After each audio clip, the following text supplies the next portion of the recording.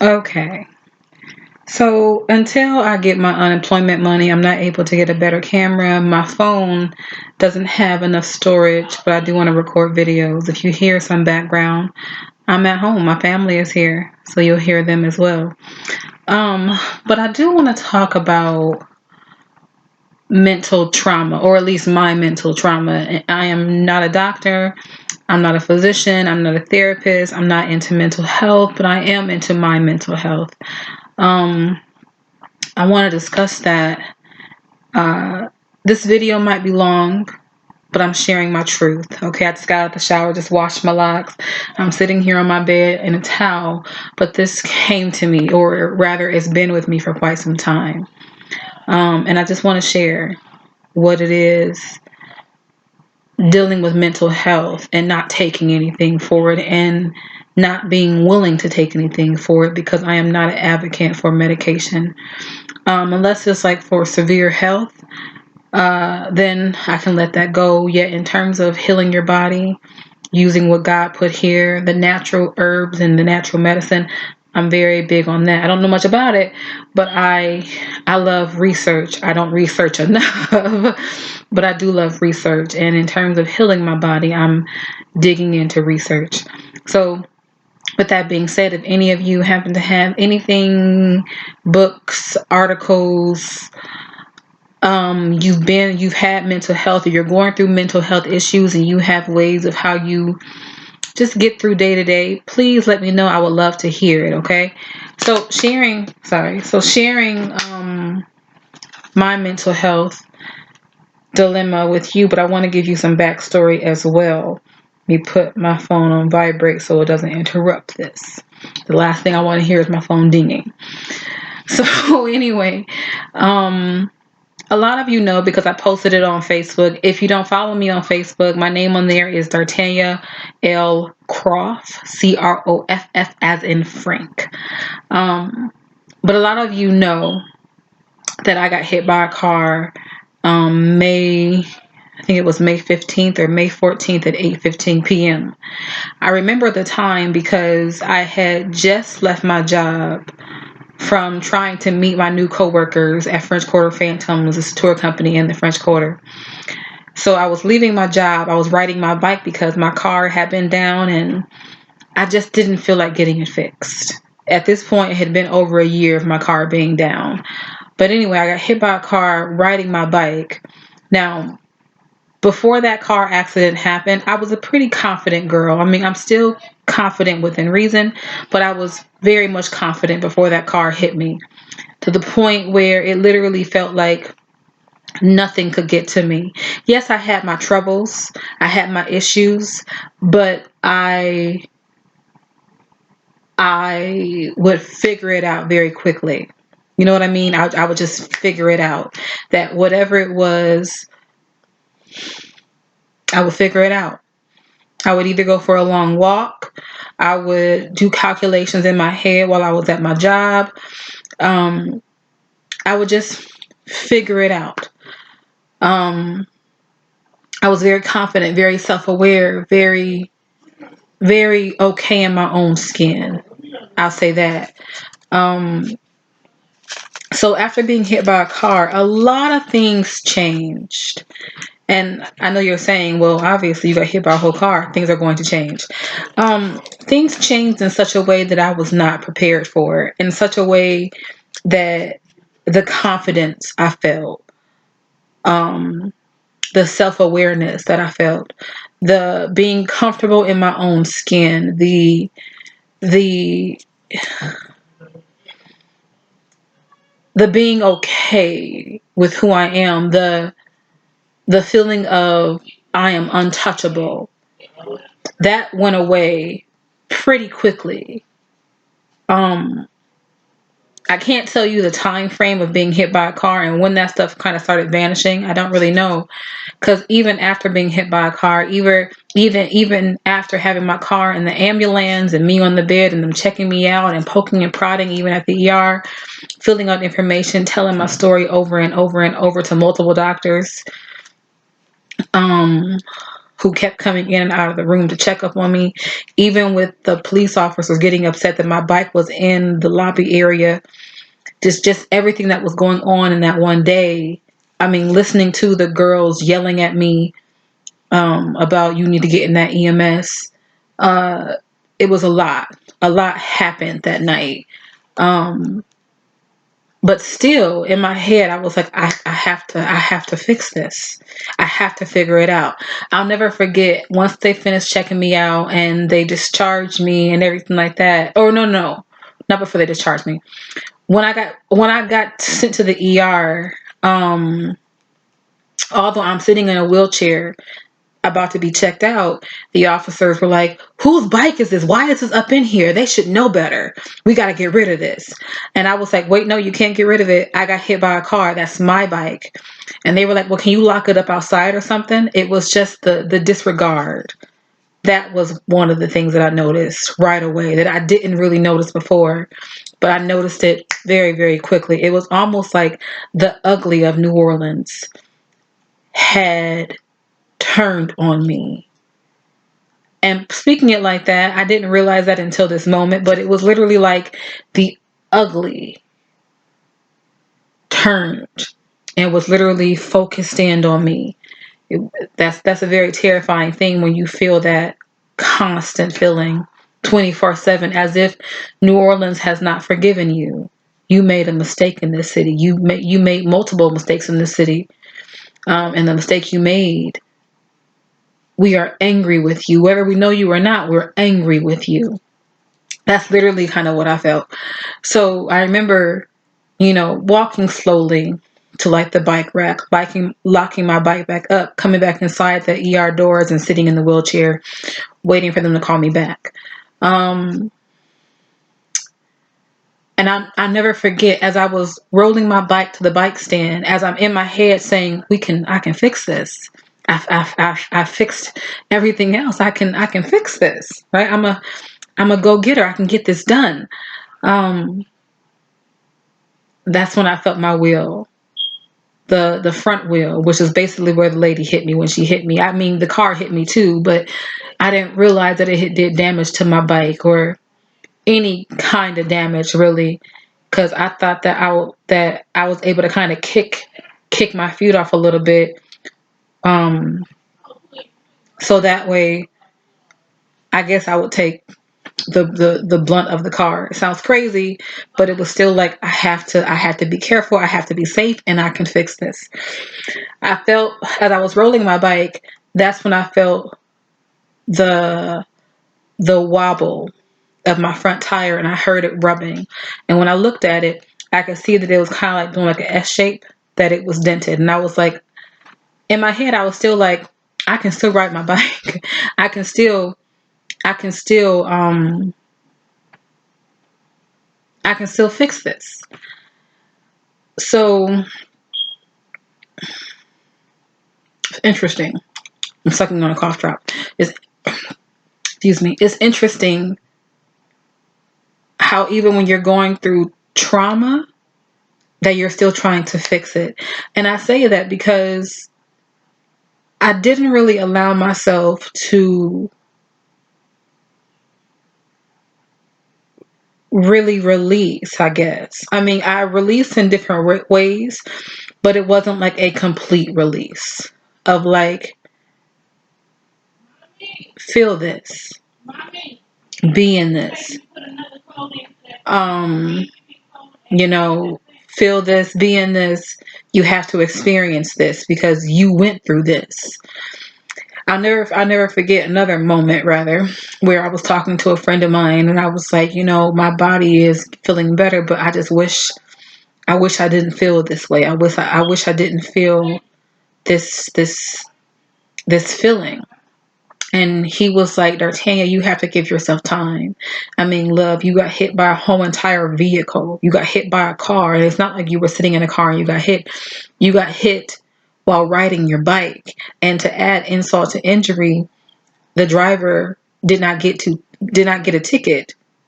The cops gave you 2 tickets. Not to mention, when the cops showed up, they made sure her car was okay before they checked up on you, the person who had got hit by a car. It's just to disregard. Physically, you feel okay, but the mental trauma hasn't gone anywhere.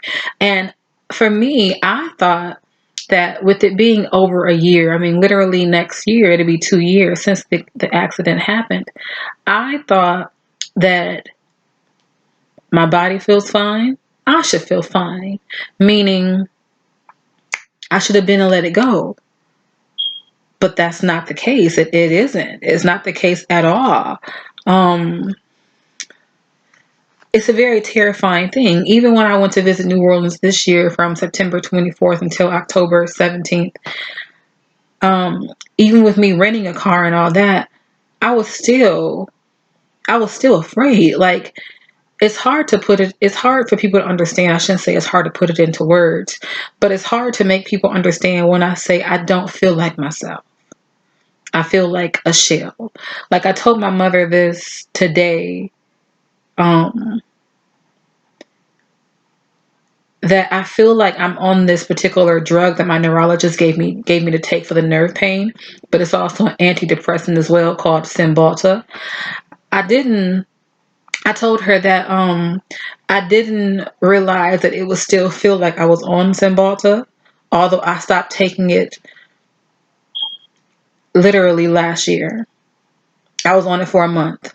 I came home for 2 months from from August until September, and I was on Cymbalta for the rest of September, maybe a little part of November, and I took myself off of it like literally cold turkey because I did not like the way it made me feel.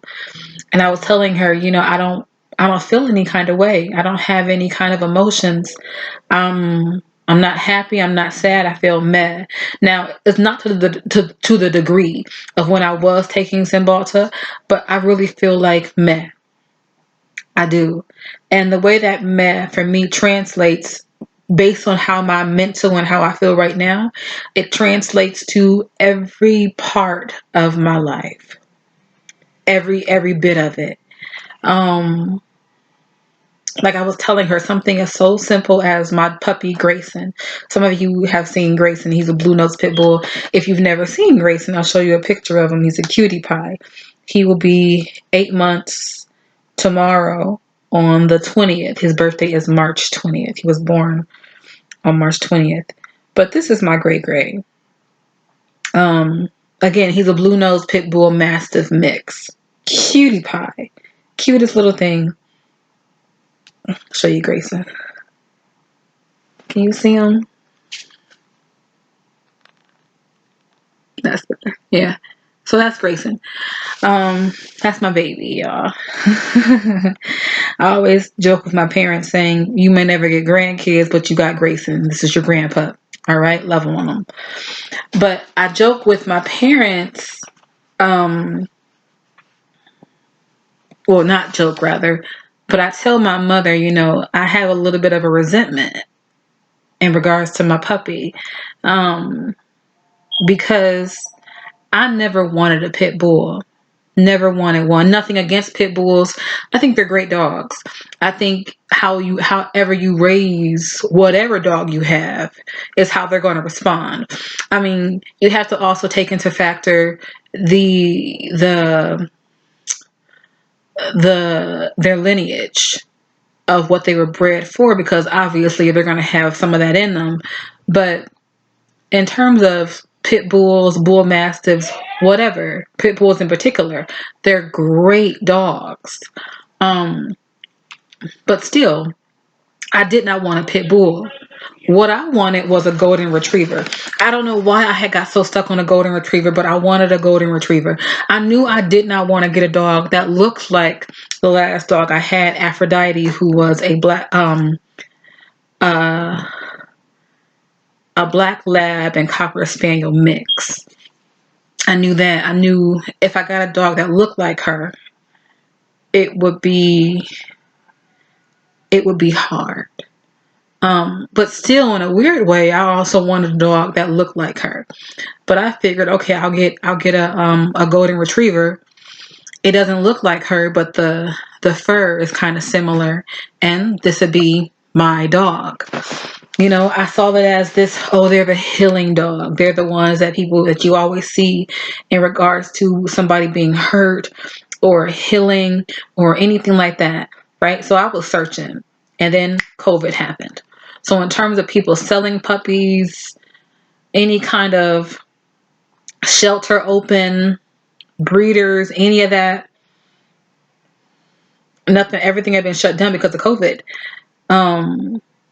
So fast forward to May, before my mom's birthday. Her birthday's May 8th. My mother has her own tutoring business. If you have children and you need them tutored, let me know. I'll tell my mom. She's awesome at that.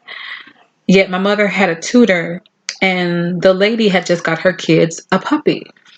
When she showed me the dog, she was like, "Honey, what do you think about this puppy?" I was like, "Oh, it's beautiful." The dog was beautiful. It was like a tan color with a little bit of white on his nose. It was very, very cute. And so she was like, "This is a pit bull mastiff mix." And I was like, "Oh, I love it. If you give me the breeder's information, I would love to know all about if she happens to have any puppies left over." So my mom's tutorer gave her the girl's information. I found her on Facebook. And I said, "Hey, a friend that I know just got a puppy from you. Do you happen to have any more? If you happen to have a boy that's gray, I would love to see his photos. As a matter of fact, I can prove to you because I still have all those messages. Let me see. And I can read you the exact thing that I wrote on her page. Let me see. This phone is so. Here we go. So I basically said, this was not May 7th. This was May 6th, 2 days before my mom's birthday. So this was at 10:05 p.m. I know it was late, but I was excited. I said, "Good evening. I got your information from a friend who just bought a puppy from you. I was wondering if you had any left." She sent me a message the next day at 12:15 a.m. on May 7th saying, "Yes, I have 3 puppies left, 2 females and 1 male." And I said, "I would love the male. How much are they?" I said, "Good morning. When you get a moment, could you send me some pictures of the male and female puppies? Thank you. I hope you have a gray one left." She sent me some photos. She said, "Boy is all gray. The girls are paired up together." When I saw Greyson's photo, so this was the first photo that she sent of Greysun. Let me see him. I can turn this a different way. Ooh, my goodness. This is not working. Oh, goodness. I do it that way. Do it this way. Okay, I'll just have to insert it some kind of way. Anyway, so when I saw the first photo of Greysun, cutest puppy, cutest thing. For one, gray. Although blue is my favorite, because it's also my calming color. Gray is also my calming color for me as well. But when I saw the photo of Greysun, the thought to get a golden retriever literally flew out of my head. All I was like, he is beautiful. I want him. Matter of fact, I said, "OMG, he is beautiful. The y'all are. How soon can I pick him up?" She says, "He'll be ready in an hour. 250 with starter shots and dewormed. We can meet at Walmart at 11. Now, here's the funny thing, right? I was doing Instacart. At that time, I did Instacart pretty much 24/7. I said, "Awesome. Okay, I'm coming from Grand Blanc, the Walmart on Corona Road, correct?" She says, "Grand Blanc is perfect. Let's see, 11:15. I have an appointment at 12 in Fenton, so I can make a wide circle, or the Myers on Hill may be better for both of us." I said, "Okay, that works for me. I'm currently doing an Instacart order, yet I can meet you at Myers on Hill." She says, "Awesome. Hill Road at 11 a.m. would be great." I said, "Okay, to cover myself, could I meet at 11:15? She says, absolutely, my lady. I'm human too, and I run late because of various reasons. Our time isn't set into stone. Please don't worry, or rush any into harm's way. I said, thank you very much, and thank you for being understanding. And then I said, at 11:14, I was a minute early. She says, on Hill Road. Oh no, I was late. I just read the time. On Hill Road, passing on Fenton. Sorry for being late. She says, "Don't worry. Don't be sorry. We're in row B, silver Tahoe facing the blue truck." And that's when I got Greysun. Now, it's funny because in terms of my mental health, I went on this long tangent, but I want to get back to mental health.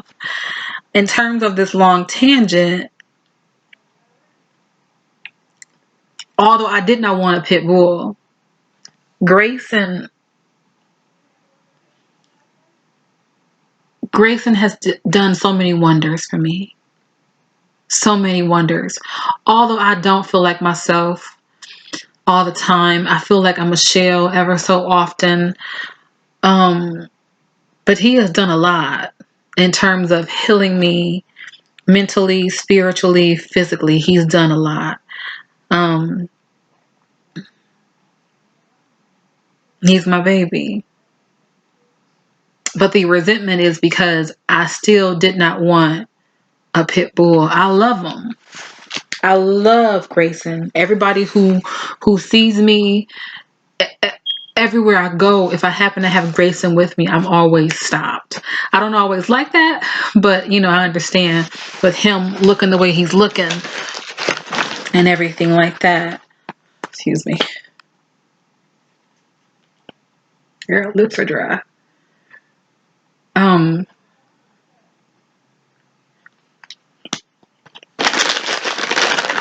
Sorry for that. But Greysun is my baby. It definitely hasn't been easy. It definitely hasn't. Like, I do want to share a lot of stories about my Greysun, and you'll meet Greysun as well on camera if he will sit still long enough. But it's funny, like when people ask me, oh, I bet it was a match made in heaven. And I laugh and say, you know what? In a way it was. Wasn't what I expected, but it was. I say that because before I got Greysun, I literally was like, oh, I can't wait to get a dog. We're going to have the best of fun. We're going to dress alike. We're going to go for walks. People are going to notice how cute we are. Oh, we're going to be the talk of the town. It's going to be amazing. The day that I got Greysun, the moment he got in my car, he pooped and threw up.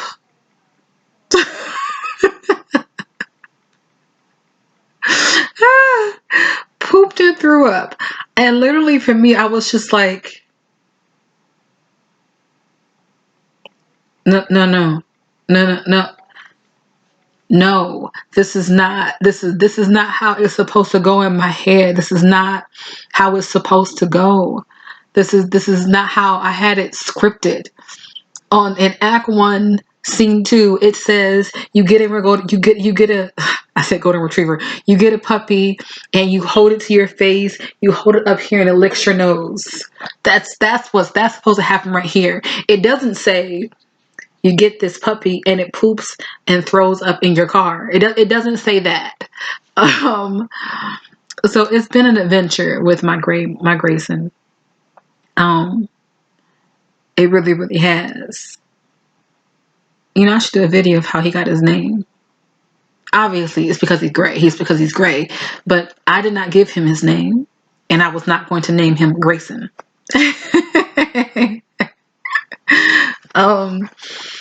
But yeah, Greysun has helped. And I think when I think about that now,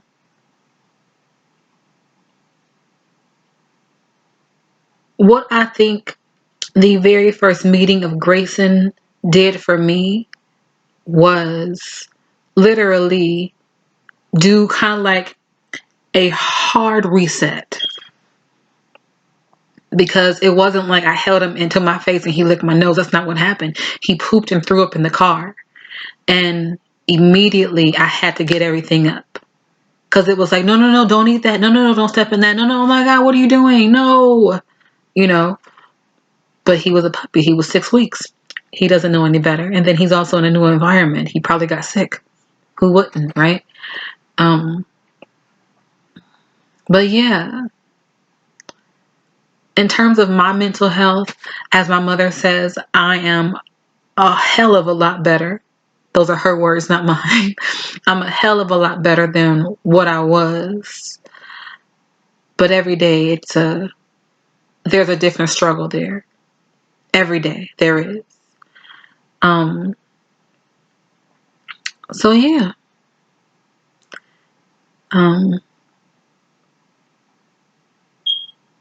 Yeah, it's a struggle.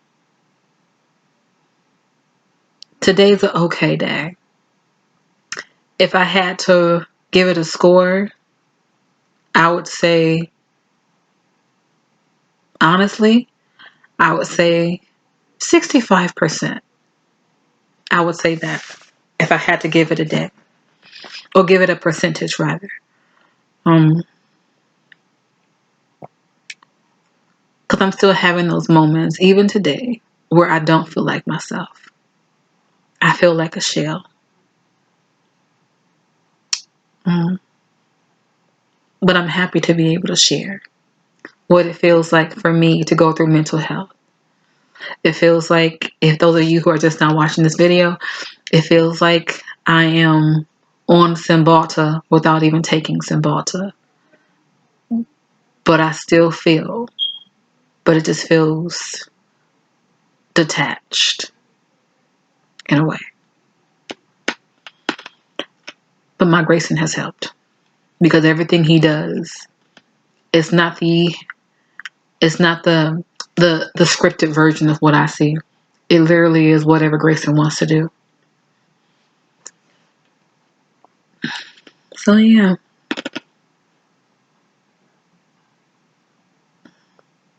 I love y'all.